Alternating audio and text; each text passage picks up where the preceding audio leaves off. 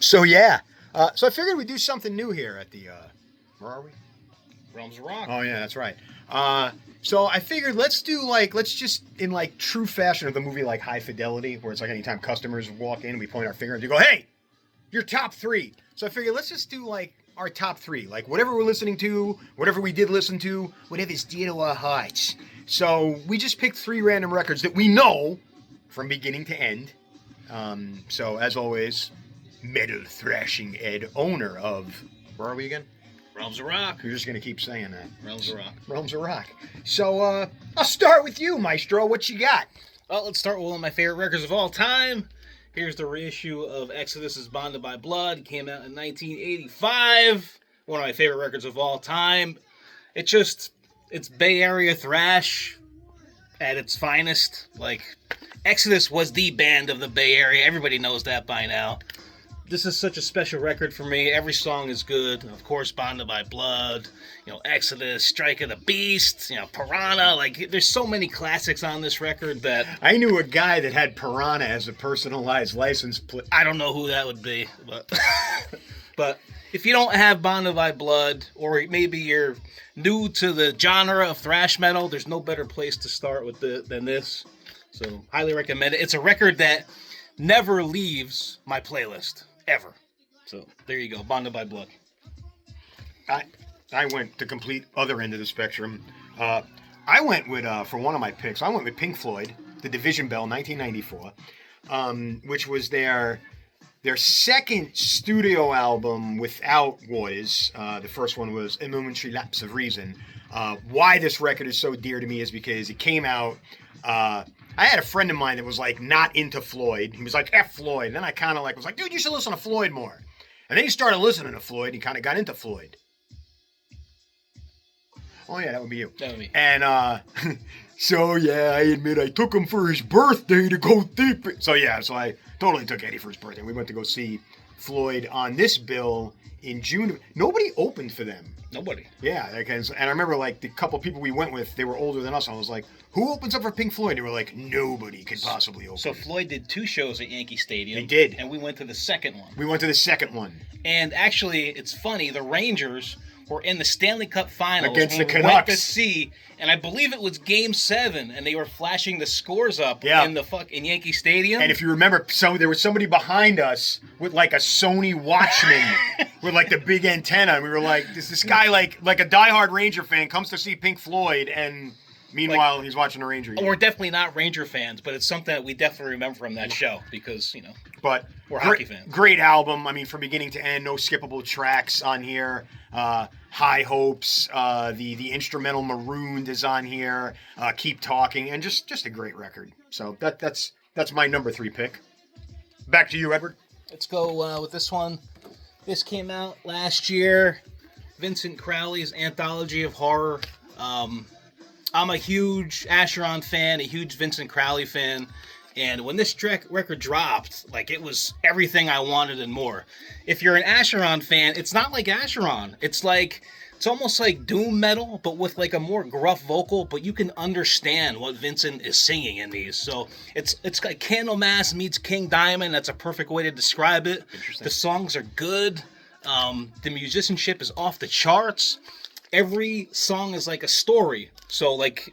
Amityville's Horror is the first track. You can guess what that's about, So take a look at the front cover of the record. Yeah. So amazing artwork. Speaking of Long Island. This is another record that never leaves my playlist. It's always on it. I always have it on. I'm always plugging it because I'm a huge fan. So if you're not familiar, check out Anthology of Horror, Vincent Crowley. You're going to love it, I'm telling you. So here's my number 2. I'm probably going to throw everybody for a loop on my number 2, or at least have people want to kill me with sticks. I went with The Offspring Smash. Now, the reason why this record is dear to me is because, like a lot of people, this was my intro to The Offspring. Even though this was their 3rd studio album, but this was an album that came out, of course, come out and play, you got to keep them separated. It was all over MTV. Like all of the skater kids in like our community were like obsessed with it. But unfortunately, it kind of gave, I don't want to say birth, but it kind of gave a little bit of that elitist fan base where people were like, you don't know anything of the Offspring, comic book guy from The Simpsons. But I don't care. I love the record. Another one that I feel no skippable tracks on here. Gotta Get Away. Of course, Come Out and Play. Self-Esteem is on here. And just a great, there it is. Just a great record. Fun record. And the bass lines on here. Simplicity, but I don't care. I know a guy that plays bass. But I'm the type of person when it comes to bass lines, if they're simple but they groove, go with it. So this is definitely my number 2 pick, is the Offspring Smash. Cool. What do you got for number 2? Not one, but two. Here's my last one. We're going to go with Mausoleum's Defying the Decade. It's death metal from Pennsylvania with members of Morpheus Descends in it. Like, this record also came out last year. It was on my top picks of last year. It's my style of death metal. Like, my style of death metal is the death metal from the grave type of stuff. And I love the evil sort of satanic stuff too, you know. Not that I'm a evil guy, I just like evil music. That's just the way I am. But this is like the death metal from the grave type of stuff. And if you're into Autopsy and shit like that, this is going to be right up your alley. The songs are good, talented musicians. And, you know, this is another one that really never leaves my playlist. Where are they from? Pennsylvania. Oh, they're yeah, Pennsylvania. So check out Mausoleum Defying Decade. We have all these here in stock at the Realms of Rock, so you can get them online. You can come into the store and pick them up. And these are my 3 that I'm going with today. So, what you got? For my number 1, this is, I went with Minor Threat. I just picked this up recently here. And then I texted you and I was like, I think there's something wrong with the record. Did you check the speed? So this album is actually, it's on a 12-inch, but you don't play it at 33. You play it at 45. And I didn't know that. And it says it right on the record. Great record, though.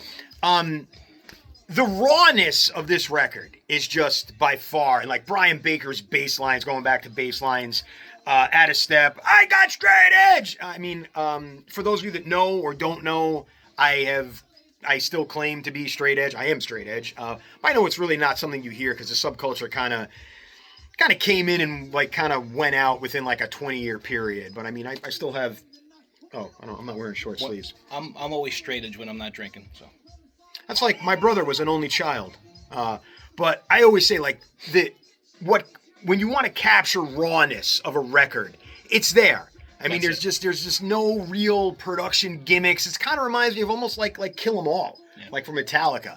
And it's definitely my number 1 pick. And I've immersed myself into it so much that I'm not saying it's my gateway into punk because I was a big Ramones fan and stuff like that. But will I leave here with another punk record today? I think you will. Most likely. So those are our 3 and 3. And I think anytime I come down here on a Sunday, we will do this. Yeah, so this is fun. Come on down to the Realms of Rock. Where are you located? 400 Broad Street, Milford, PA. We're also online, realmsofrock.com. Catch you later.